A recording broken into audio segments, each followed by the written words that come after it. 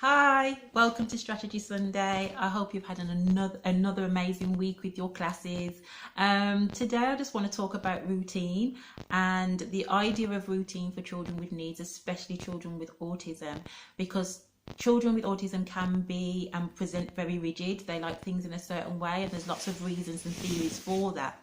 However, my take on routines and rigidity is that we should always inject a little bit of flexibility into a routine and into a rigid approach to our day. So it's very clear that we should have routines. As you knew that from last week, I talked about visual timetables, structuring our day. But it's also very clear from my point of view that we are actually setting up these little people for a world that's not predictable, a world that isn't fully routined all the time, depending upon what you do and how you do it. And so we are setting them up to become workers and little people who have to be a part of a world that will change.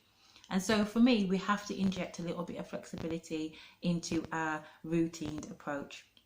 So this is easy enough to do in things like not sitting in the same place for every lesson, or some lessons and this is maths and this is English and this is that. Actually changing that, because as long as they know that this is going to be maths, but we're going to be sitting here today, that is usually a very measured and easier factor to change for a child.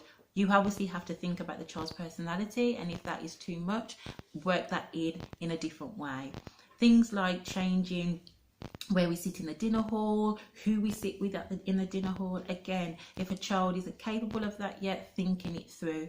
But all of these little things can be supportive of flexibility within a rigid and routine response to a child's needs.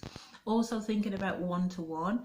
If you have a team that can be flexible and you can change your team around, it's much better if a child doesn't have one single personality to do their one-to-one with all the time. There's a lot of theories around that, and I will probably talk about that in another Strategy Sunday.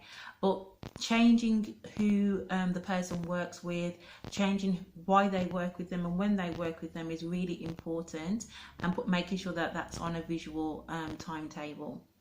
One of the things that the amazing team that I worked with before becoming a consultant, they developed the UPS card, and the UPS card was usually because I wasn't where I needed to be when I was meant to be there, and it meant that actually when my lessons came up, if I wasn't there, the children would see the UPS card and know that Mrs. Pinnock had to go somewhere else. And so it allowed the children to know that that lesson was going to change. The UPS card was also connected to an alternative, and so they also knew what was going to come next. So the UPS card also supported things like assembly, if we had a visiting teacher that wasn't going to make it that day. So the UPS card really allowed for flexibility and natural flexibility and change within our environment, even though it was highly routined and structured. So there's lots of ways to be creative with making sure that children understand that things will change, but it's not in a detrimental way. It has to be in a safe and secure way so that the young person can accept the changes with the people that they are with and they trust and know the care for them.